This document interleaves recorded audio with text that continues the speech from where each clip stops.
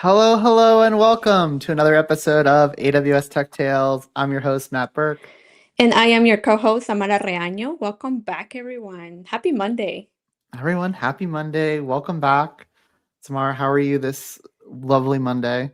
I'm doing good. The weather here in California is amazing. Happy to report that we're like in our 80s degrees finally, which I welcome, especially because I've been spending a lot of time outside running. So I'm a happy camper. What about you, Matt? It is cold and rainy here in New York. I feel like I'm in London. Caesar Jesus, welcome to the show. Hi. So AWS Tech Tales, for folks just tuning in for the first time, this is the show where we talk about real life customer issues, what you can do to solve them. Now, we've been on this kick the past few weeks talking about AWS Unified Operations, not just the newest, most exciting support plan, but also all these different pieces that can help you get better, more accurate, context aware support within your environment. Yo, Yuriy Edits, Hi, welcome to the Yuri. show. I think Welcome. Yuriy gets like the badge of our most consistent viewer Yes, right now. Like we have ones that circle in and out over time, but Yuri's definitely at the he's top. here Thanks every for tuning week. in. So Yuriy can tell you all about last week. We were talking a bit about incident detection and response. And so the idea is that you set up your alarms in CloudWatch, those fire, and you get automated 5-minute response from an incident management engineer. We can do proactive engagements. We can help you with the context of the business applications right then and there without having someone pulled in from the cold and be like, what's going on with this application? What is this? So very exciting. But then today we're taking it a bit of a step further from this idea that, hey, get me faster to a human that's going to help me troubleshoot my issue. What Mhm. if, I guess the big question is like, what if AI? What if? What What if if you could have AI? like a first layer of troubleshooting prior to you actually getting to that human? And I think what if AI, and I don't want to steal the thunder from our guests who are way smarter, way cooler than me, but what if AI and not just AWS? And I think that's kind of the more compelling, most interesting thing. Is we spoke a bit about CloudWatch investigations a few Mm-hmm. weeks back, Samara, and that Mm-hmm. was super cool. Where it can go through and it can analyze your dashboard, your metrics, and then give you a root cause analysis. But we're Yep. taking this like even further today, which I'm really excited Yep. about this topic. What are your Yep. thoughts, Samara? No, 100%. And I think that the topic that we're going to cover today is actually already creating a lot of buzz with people that are already playing around with it, kind of like seeing what is its capability. A lot of questions are coming up about it. And I don't want to spoil the fun too much because I really want our guests to come in and kind of like give us a good walkthrough of exactly what we're talking about. But I am definitely excited to deep dive more into today's topic. I don't know. Do you want to break out today's topic or you want us to introduce our guest and then just kind of go from there?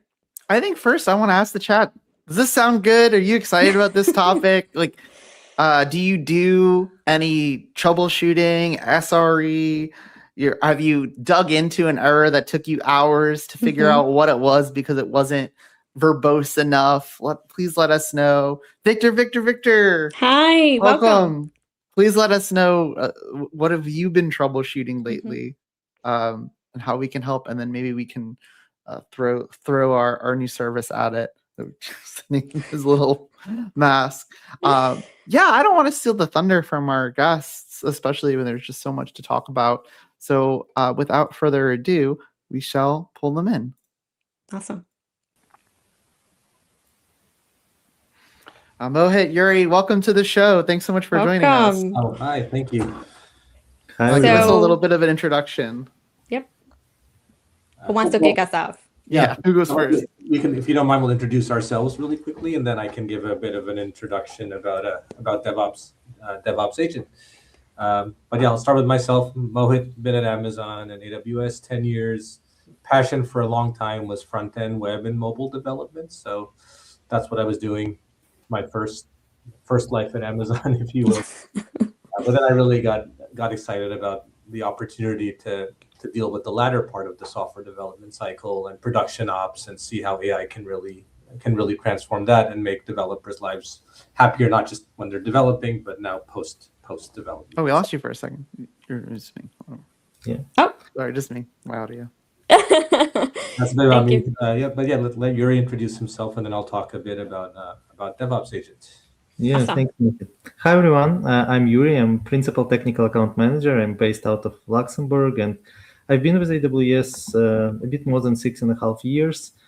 And I work with our large and complex enterprise support customers and help them pretty much optimize and reduce time for troubleshooting and investigation of different types of issues and different optimization related questions. So when we basically launched a new service, which we're going to talk about today, I was very excited because it actually addressed a lot of customers' challenges and needs, which I saw the first hand from the customers I was working with. So very excited to be here today and talk to you about all this generative AI optimizations.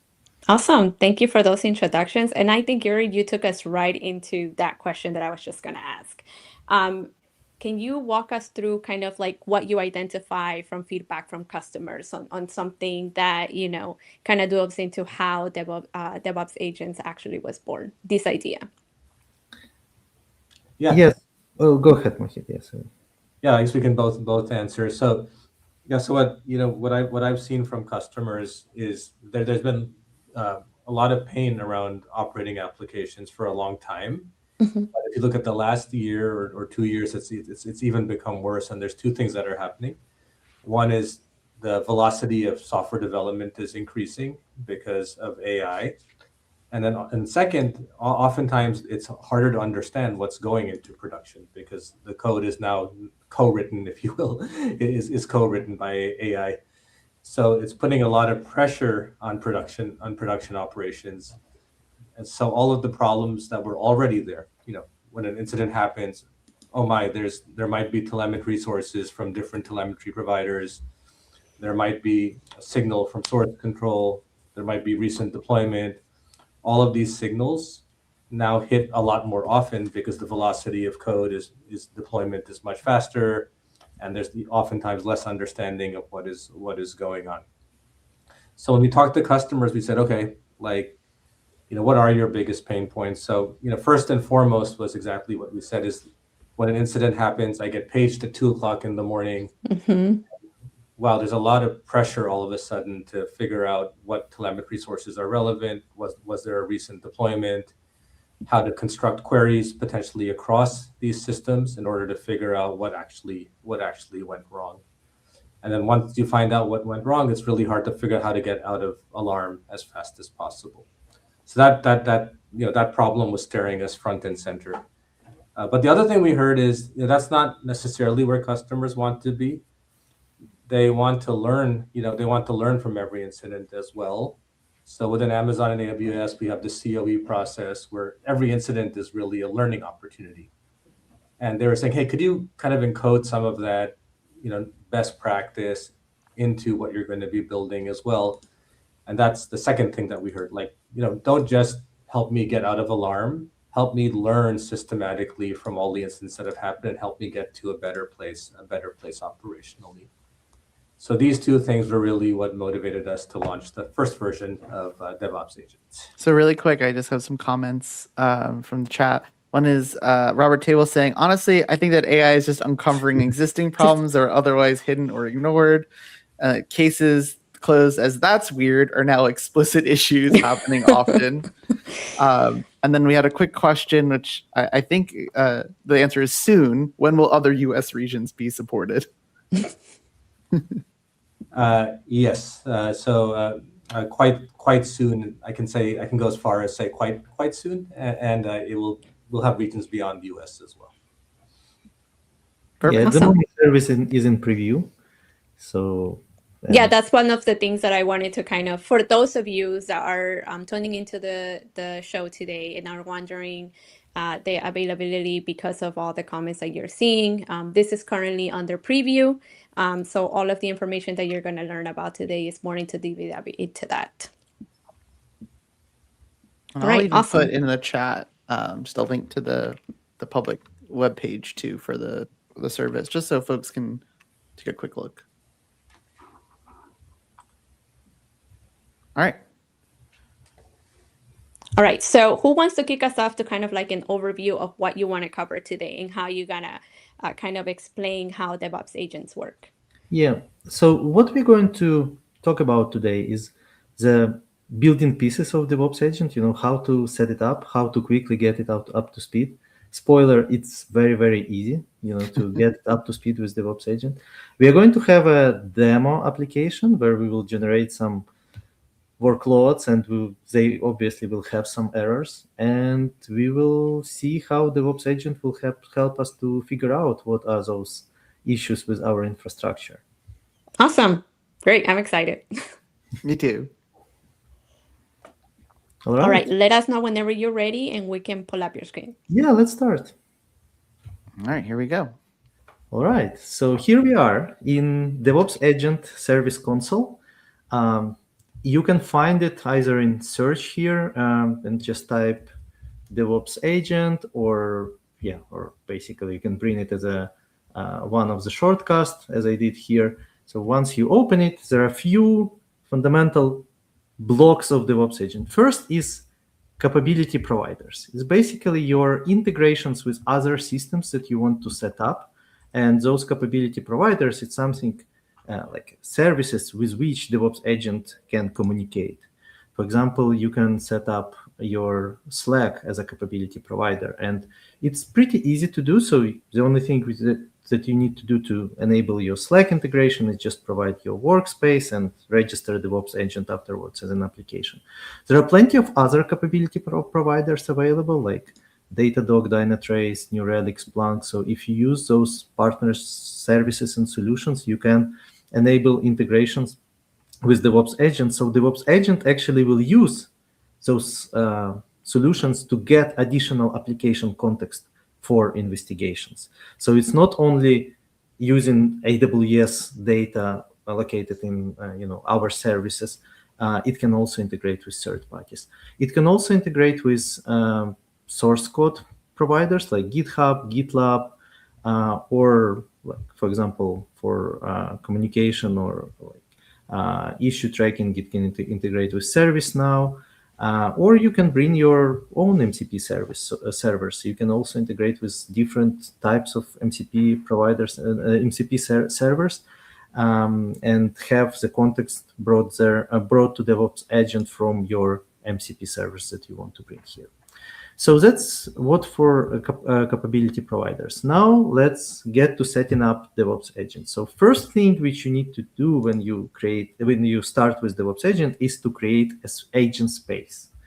And let me just click this button. And to create agent space, there are literally like just few settings here. So it's agent space name. So it could be any name. It could be my application. And while Yuriy is going through this demo, please feel free to drop any questions or comments in the chat, and Matt and I will bring those forward to get your questions answered. And we have one right away.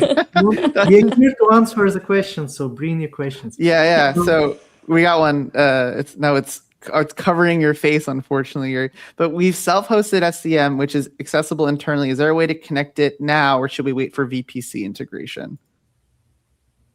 So you can provide credentials to authorize with your MCP server, but as for access in VPC, Mohit, maybe correct me if I'm wrong, but as far as I know, it's not yet available. If it's only available if MCP is available only through VPC. Yeah, currently the MCP has to be available over the internet. We are in preview, and GA will be coming soon, and it's one of the things on our GA roadmap for sure. Okay. Yeah. Great. It's a very good question. Now, let's get back to setting up our agent space. So the next thing which we need to provide is agent space role, IAM role. And role defines the permission boundary of agent space. So you can either create, auto-create the DevOps agent role, or you can use existing role, or you can create a role using policy template. And role will define which resources and which services DevOps agent will have access to.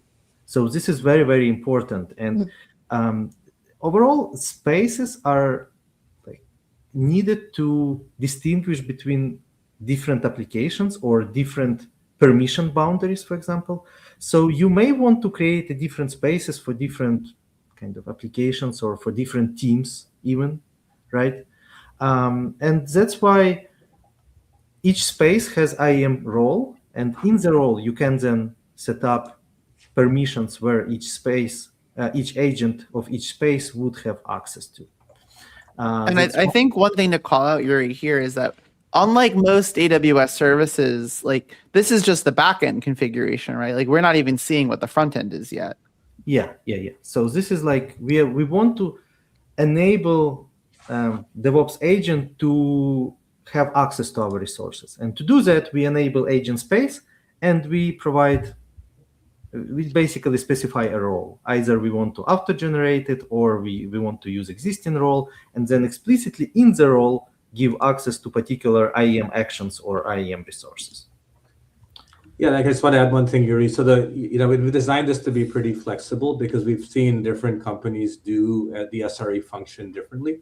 So, some work kind of like Amazon does, which is very decentralized. So each service or application team might be the team that's on call for their particular application, and we have customers using agent spaces in that capacity, right? Each service team or application team might create an agent space. We talk to other customers where maybe the SRE function is more centralized. So there we'll see like one larger agent space with services or applications that cut across the organization. So it has really, we designed the concept to really fit with how your company or your team does the SRE kind of SRE function today. And I have a quick question. Is there currently, I guess, like a limitation of how many agent spaces you can set up currently? Yeah, there are service quotas applicable for preview, and they're all available in our documentations for DevOps agent, and it's 10 agent spaces which you can enable in one account. In one account per account. Perfect. Yuriy showed, like an agent space can reach into multiple accounts if that's the way your application is structured. Yeah, we will discuss it. One more thing, in the documentation also, if you look at how to actually limit properly your agent space, here are some examples of limiting agent access in AWS account with different examples of IAM policies. So I really want everyone to check out this part of the page because it's quite important. All right, so now we specified the role, or say after create. Now there are a few more things which we can do. Is first of all is provide some AWS tags, and tags are not like they're optional here, so it's not something mandatory. But if we use, for example, tags for our applications or for some as a dimensions for our AWS resources, that's where we can actually kind of give a hints to DevOps agent about all this metadata which is tags. We could say, okay, use some tag like application, like unicorn rentals. And DevOps agent will start discovering into its scope, will discover resources which have this tag. It doesn't mean that it will have access only to those resources. It's more like for prioritizing its investigation. If then you will be asking a question find like what's going on with my unicorn rentals application. So it will know the tags, it will see the scope, but it will have access to other resources scoped by the role. Right. And the third part which we need to specify here is enable web application, and which is like interesting concept, and we don't do that often in AWS services. So in DevOps Agent, what we are doing now is we configuring backend. The front end, how you interact with it is happening in operator access console. So it's outside of AWS console. There is operator access user interface, and you create a web app to actually like host and run it. It's done by AWS, so it's managed, but you can specify a role which will have access to operator console. Okay. All right, so and we are pretty much good to go. So I can click create button, and I will get my space created. And then I can continue with all the additional configurations, right? And I just want to call out, we shared the blog in the chat for some of this too. So folks are wondering like, what are some of the best practices? You want to kick the tires? We've got that blog right there in the chat.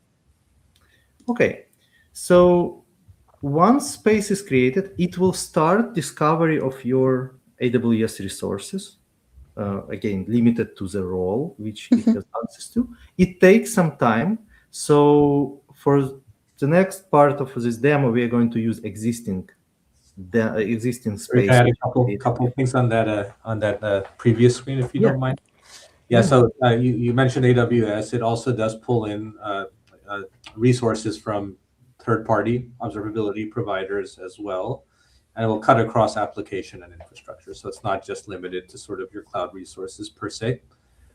And you can start your investigation even while it's building. The topology is a very dynamic thing. So as it does investigations, the topology gets smarter and it gets filled out. So it makes the investigation faster and smarter, but you can certainly start an investigation right away. Yeah.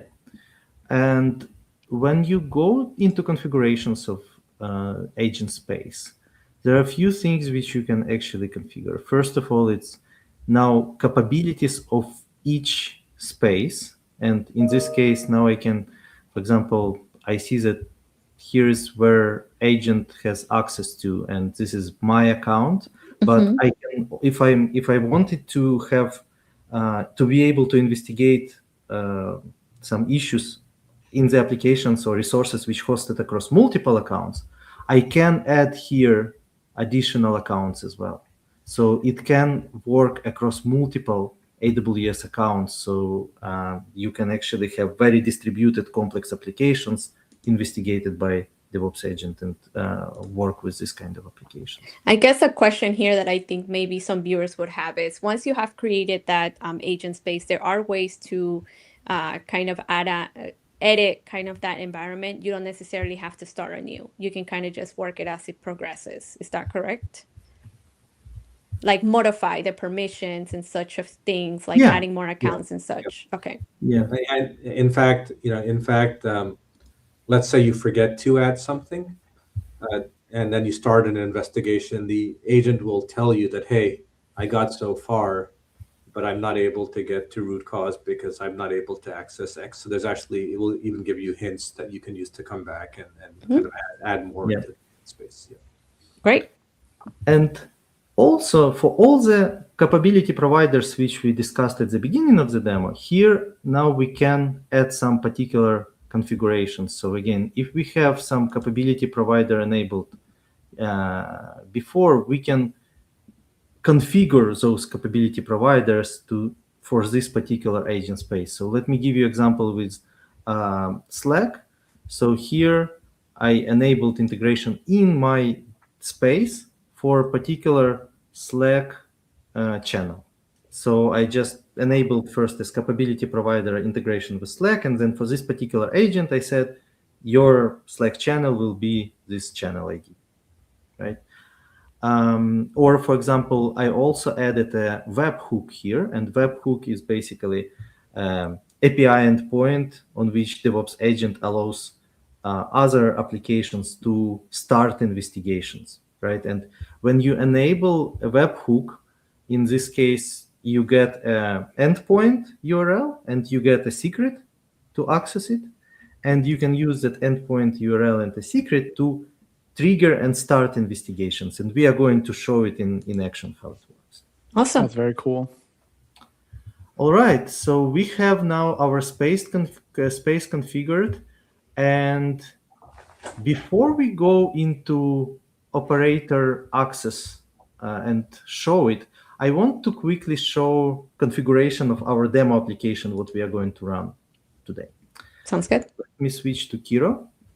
So we have quite a simple application, but from the other side, it's distributed. So we have Unicore rentals backend, and it has API endpoint to process Unicore rental request as a post request. And then behind, in the backend, it uses API gateway, and it uses Lambda, like a rental processor, and uses DynamoDB as a database, right? So it's basically everything serverless, and this pretty much classical backend layers. And then we also have some CloudWatch alarms created for our Lambda and DynamoDB. So for example, we track errors. If we have more than 3 errors in a minute, we trigger an alarm. If we have average duration for processing requests more than 10 seconds, we trigger an alarm. And if we get any DynamoDB throttlings, we also trigger an alarm. So what else we have is, for each of alarms, we send them also to SNS topic. And we have a webhook Lambda, which basically picks those alarms via SNS and then communicates them via webhook with DevOps Agent. So it allows DevOps Agent, it allows to actually start investigations of DevOps Agent by just triggering, by being triggered by alarm. So we don't even need to have a person starting investigation. So with this, we can trigger investigation by the fact that alarm was triggered. Awesome. Automation at its finest. Yes. So you don't even need to ask it to start investigations. That's the cool part. And then because we also set up a Slack integration, it is going to send us some messages to our Slack channels. All right. Got it. I have some script which will generate some load here. And yeah, so there are some successful requests, some failures, some errors. So let's keep it running and let's get back to DevOps Agent and operator access. So while it's running, Mohit, maybe let's talk about a little bit more about operator access. So let me open it. And do you want to maybe explain a little bit of reasoning behind why operator access is not in AWS console, why we decided to do it this way? Yep, and it starts with us talking to customers, and lots of times the operators, the SREs or the folks who wear the pager, don't have access to the AWS console. So that was really the seed that led us down the road of how we probably want to build this as a separate console. We want to build it as something which I don't think Yuriy showed, that can federate with your existing identity provider, whether it's Entra or Okta, and something you could hit entirely without having to go through the AWS console.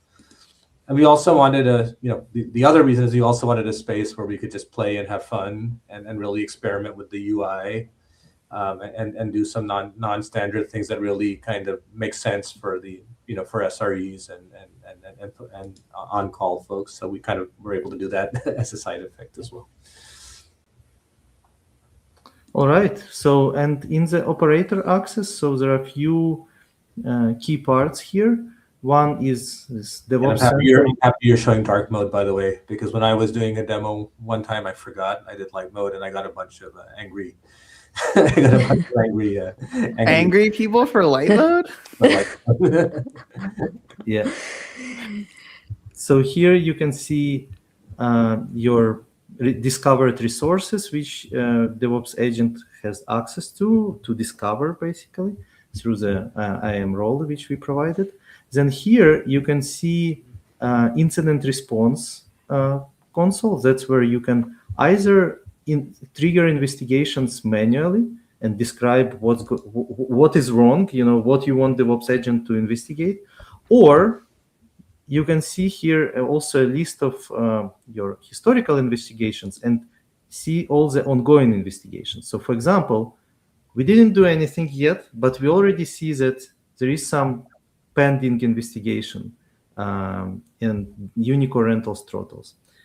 Why did we get it? And if we go to Slack, for example, here, yeah, we just received a message that I've begun investigations that requires your attention for throttles and errors. So two CloudWatch alarms triggered two different investigations. So we've got notifications from DevOps agent that it started to investigate things. So we didn't need to do anything here. And here in the Slack, it's going to post us updates about the investigation process. So it actually starts to collect some data. It started to see, okay, I check some error rates of lambdas and things like that. So we are going to see some updates through the whole investigation process. So Yuriy, could you prompt through the Slack as well, like ask it something while in Slack, or is that separate? It's separate. So you can here you just receive the notification. Yeah, receives it. There is a deep link that takes you right to the incident in that web application.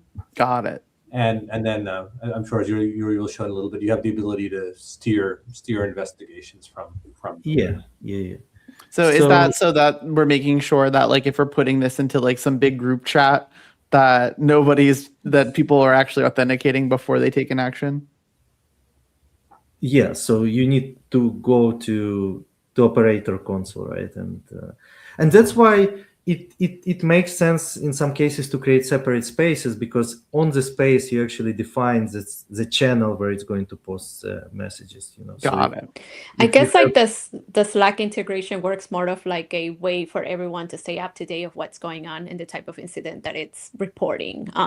To go back to how kind of you put it, Matt, it's more of like visibility, but you just have to go into the actual operator space to be able to trigger anything else. Yeah.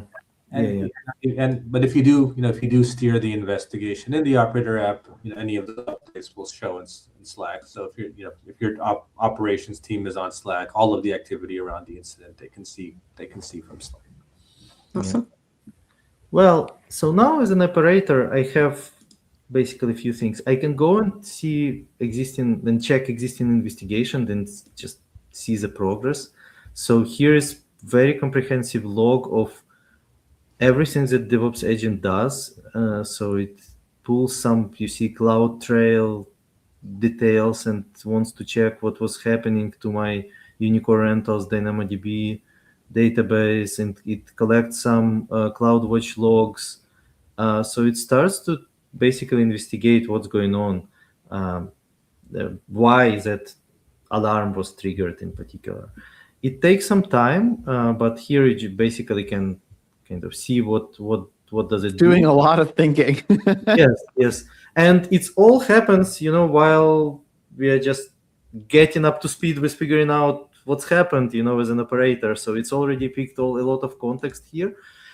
During investigation, we can start asking questions about it. So we can start chatting with it and say, okay, provide a summary of what happened.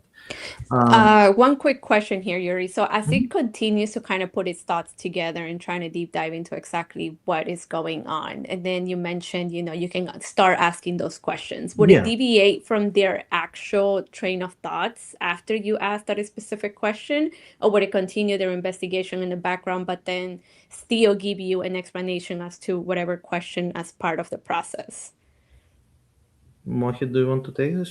Yeah. So when you type into this chat window on the right-hand side during an investigation, there's two kinds of questions you can. Well, there's two kinds of things you can do.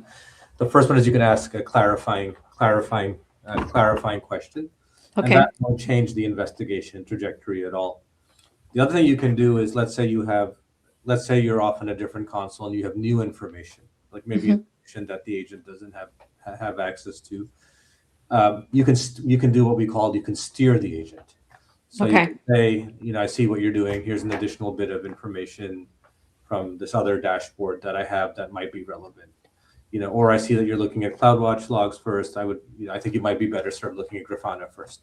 So then the agent will actually adjust its investigation trajectory accordingly, and it will learn. So the next time you have a similar kind of incident, the investigation will learn from the previous interaction you had and kind of take a more optimal trajectory. Oh, that's great. Awesome. Yeah. Once it's great that Mohit mentioned about use Grafana instead of CloudWatch or stuff like that. You can actually give some hints to DevOps agent what to do, and here it's called skills. So you can add skills and provide some, like, basically give the skill a name and then give some instructions. So you can actually say during the investigation prioritize information from Grafana and stuff like that. So you can just give some hints. You can here provide some instructions like what agent should do step by step, and it will follow it. It's kind of like a runbooks. cheat Yeah. sheet. I like that too. Patterns I've seen here, like one, sometimes I've seen customers maybe use Grafana for their application level telemetry and logging, and then like CloudWatch for infra level. So you can kind of give that sort of, in this application I happen to be using Grafana for the app level, and CloudWatch for infra. That can work, or I've oftentimes you might have some. You might have used MCP to bring in a in-house observability system, and that might need you might give the agent even more understanding about something like that. So you can just paste in a long run book of example queries to use with my in-house observability system, and that can help the agent along as well. All right, Awesome. and Really quick, Yuriy, I just want to bring in, say hi to Luis, say good morning. Hi, Luis. Good morning for you. I think it's late for most of us, so I think Luis is maybe in somewhere in Australia, somewhere. Yeah. So as you can see, we also receive all these updates from the investigation progress in Slack as well. So again, if we somewhere still maybe stuck in traffic and our incident isn't going, we can monitor the progress. Few more things which I wanted to show here also, that you can start investigation yourself. So you don't need to, if you don't have all these webhooks and integration and alerts, if I just experience that my Unicore Rentals API gateway showing like increasing latency and 500 errors, I can just type it here and start investigation. I can provide some additional information like what's the date and time of the incident, but literally I can just click start investigation.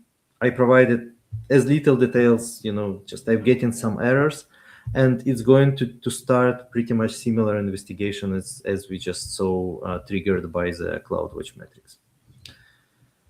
All right, so we see that a couple of investigations are completed. So let's have a look what's going on with our application. So when investigation is completed, you see here this root cause tab, which is pretty nice, and you can jump straight to the root cause. And in this case, it has it identified two resources. First is DynamoDB provisioned with only 2 write capacity units, which is insufficient for our workloads. And you see it actually so that we consume 885 units per minute, 7.4 higher than provisioned capacity. So we've got pretty clear root cause what we need to fix, right? Another root cause, it's we have that there was a surge in Lambda invocations, and we have concurrent executions which jumped quite significantly. And yeah, and it happened because of DynamoDB throttling, right? So basically, lambdas were also timing out because DynamoDB was throttling the lambdas. So really quick, we have. I think this is more a reintroduction of the episode, Samara, specifically to you. What is meant by AI-powered DevOps in modern cloud environments? That is precisely the topic that we are talking about today, Luis. We're having Yuriy and Mohit come over today, guests on our show, to pretty much showcase a new AWS service that is still in preview, that you can pretty much use as an AI capability to start investigating problems automatically. So let's say like a first line of defense, if I should say, before you actually even contact anyone from AWS support. So glad you're able to join us today. And if you have any questions or any clarifications throughout the remainder of the discussion, feel free to drop your questions in the chat. I imagine Aldo said, "Cool service, first time hearing about it." so we're getting the word out, Mohit. Yeah. So here we are. We managed to identify root cause, right? And it took us not a lot of time. You see, while we were just, I mean, like around 5 minutes, right? Right. And it was triggered by CloudWatch alarms, so we didn't need to actually, waste time on this precious time when we have between incident and someone reported us or we got paged and then we need to start investigation, log into the console. So it started to do it before, like proactively for us. And we have a lot of details here in the investigation log as well, and very clear and nicely determine the root cause. Awesome. I have one more question from Luis, Matt. How can artificial intelligence improve automation in DevOps workflows? Well, so I think what we're highlighting here is that without having to lift a finger, if one of your alarms goes off, you can set up to automatically investigate why that alarm went off and give you a root cause. So like this whole report you would have without having to do anything, which I think is now, if you need to do further investigation, if you need to again escalate to human support, as that button was showing, you can start to do that. But you, without having to touch anything, or even you're still kind of groggy from waking up in the middle of the night from that alarm, you've got your DevOps agent pal doing the work for you. Exactly. And you can also afterwards, chat about, like, not only about the incident, but what you can do to improve it. So you can actually start asking questions. Okay, so how to provision right capacity units? Provide me CLI commands to do that. DevOps Agent also can create you a mitigation plan. So it basically creates you this step-by-step guide for what you need to do. So you see, like, it says, okay, you can prepare to get information about lambdas, DynamoDB, then you can apply update table and set up write capacity units at 500. And here is a CLI command how to do it. So it provides you not only the root cause, but also mitigations as well. Can you scroll to the bottom, Yuriy, on the screen? Yeah. All the way down. Okay, yeah. So I wanted to just draw your attention to this agent ready spec as well. So, depending on the mitigation step, like some customers may be comfortable with running, CLI commands against their environment, but understandably many may not be, and rather like to deploy anything through their pipeline. So this agent ready spec is something you can give to Kiro, and Kiro, when armed with the spec plus your source control, will be aware of what IAC you might be using, whether it's CDK or Terraform. We'll be able to generate the same mitigation steps you just saw, but via your IAC of choice, which you can then deploy through your pipeline. Oh, I really like this comment from Reginaldo. It says AWS also has a service to automatically create a ticket to a dedicated support team and create a bridge to fix it. I can't remember the name. That's what we covered last week with incident detection and response. And so, does it integrate with that service? I'll ask you, Mohit. Like, I know we're kind of automating some things off alarms. What is your thinking about how this potentially could integrate with UOps? Yeah, so I'll share how it integrates today, and I'll just say that it's absolutely a direction for us to make this and unified ops integrate even closer than what I'm about to explain. So it's certainly top of mind. Because at the end of the day, we're all trying to support our customers and help them get out of alarm as fast as possible. What you do see here, you'll see this ask for a human support button. So Yuriy doesn't have to necessarily press it because it's going to actually open a case.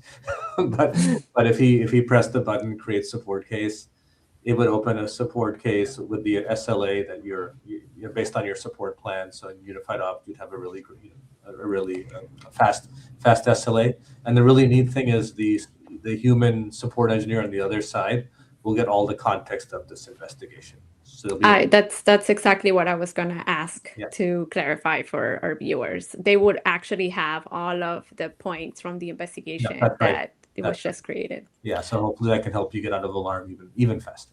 And I would say for folks out there, this alone, especially if you try to kick the tires on it, like getting this context is such a differentiator, because oftentimes like Zamar and I, and even Yuriy as TAMs, we've seen so many support cases, and usually it's just, hey, I have a problem, can you join a bridge? And so now this poor support engineer is on your bridge with 10, 20 people, has no context, but now we can feed that to them automatically, which is super cool.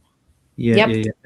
And another powerful thing about AI-based investigation is that it's capable to analyze multiple different sources very, very fast and very quickly. So to do that, like without AI, you need to have pre-created scripts, which will pull your data. It's a lot of preparation upfront. Like from my experience, not many customers have it to cover every possible issue. They have playbooks what to do in different types of incidents, but they don't cover like even half of the incident of possible incidents. Here, it basically figures out what needs to be discovered, like CloudTrail, CloudWatch, like Grafana, and goes takes relevant information and then finds the root cause. So it's very powerful.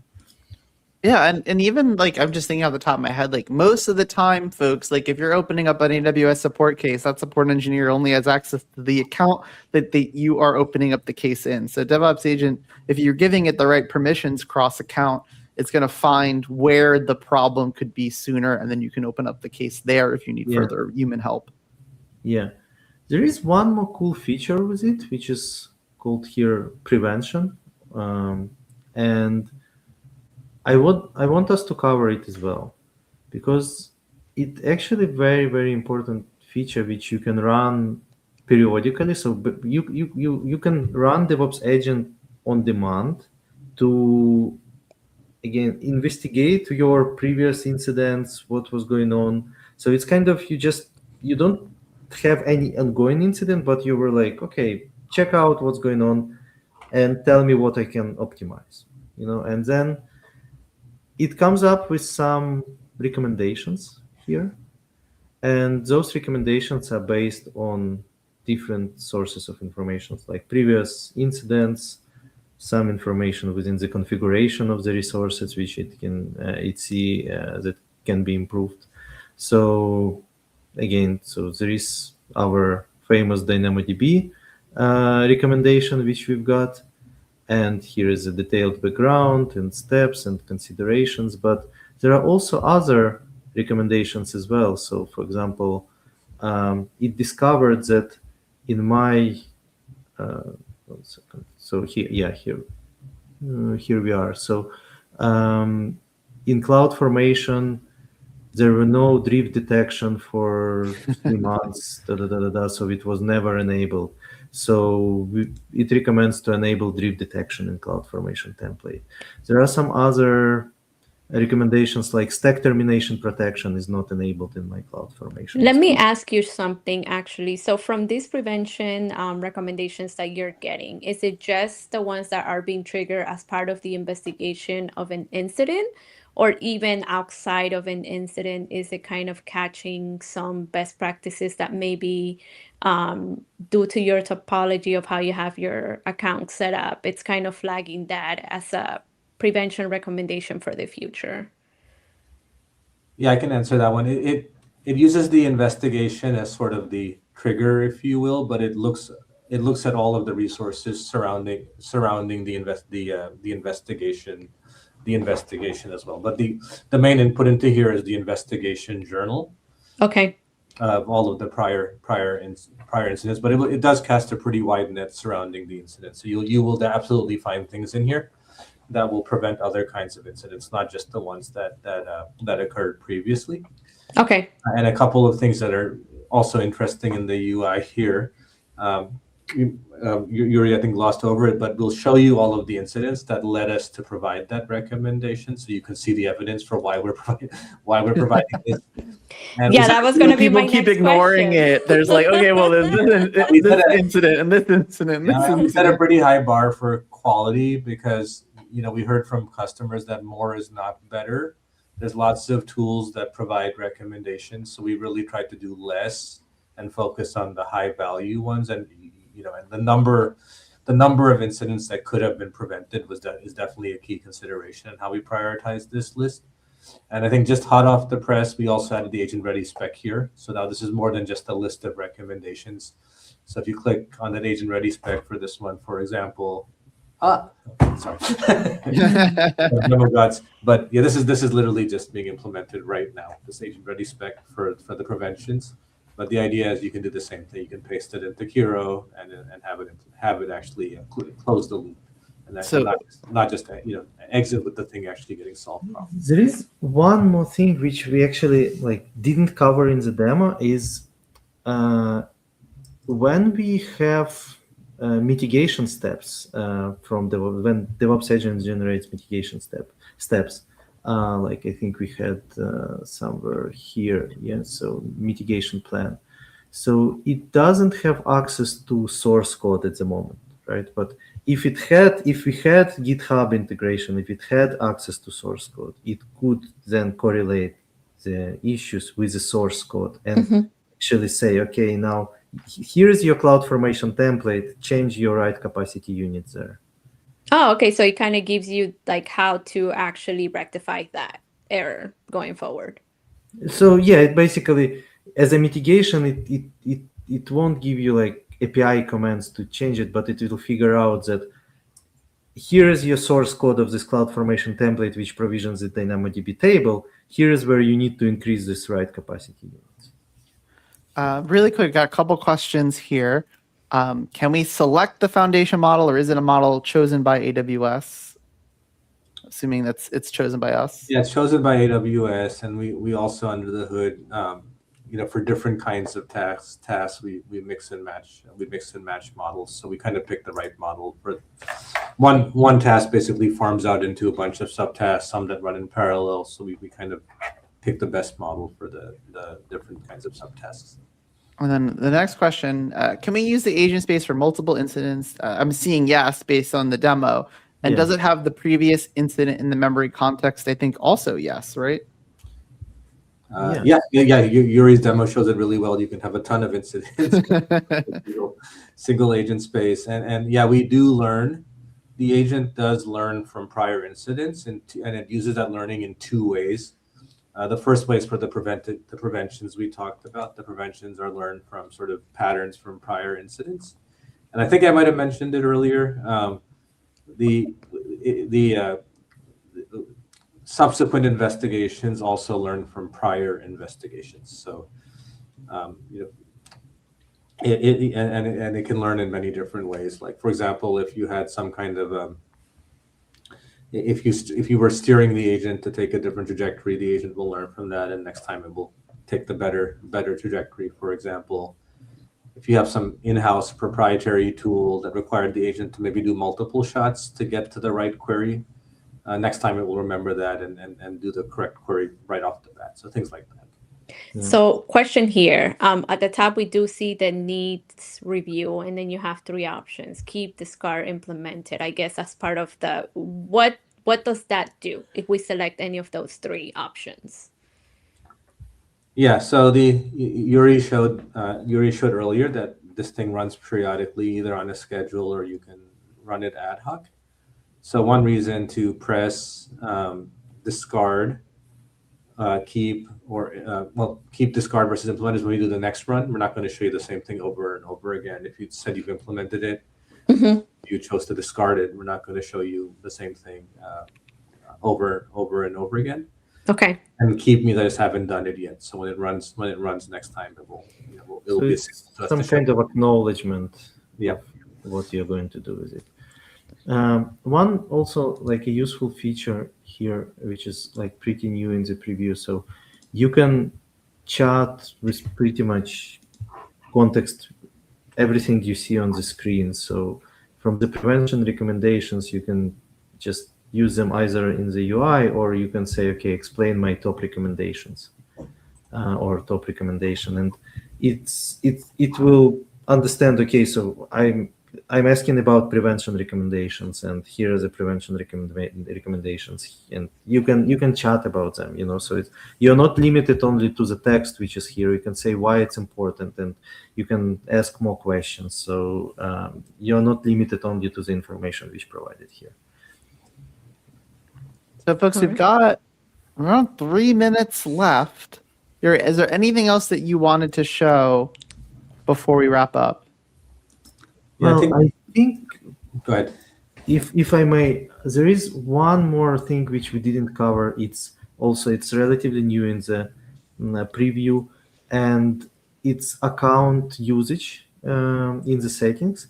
So because we mentioned at the beginning that there are some service limits, so pretty much, everybody would be interested to track afterwards how many evaluation hours we ran and etc. So you can see here your account usage. So you could see investigation hours, evaluation hours, chat requests. So you can see this usage details here. So you're not running blind. There is some kind of transparency which service provides you.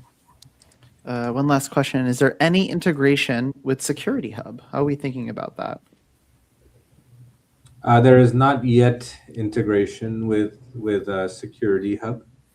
The first one to ask. I also am responsible for security agent, so I definitely get that question all the time for security agent.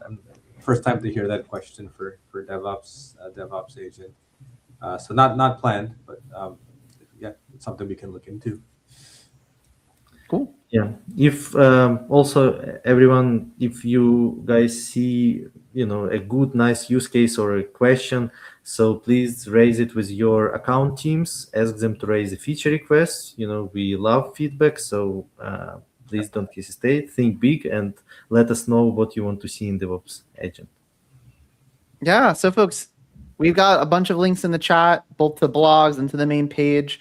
DevOps Agent is still in preview, so kick the tires. It's currently free, but as Yuriy pointed out, there's some usage in there. So stay tuned. Check out the what's new at AWS. Monitor that. There'll be more announcements on DevOps Agent coming soon.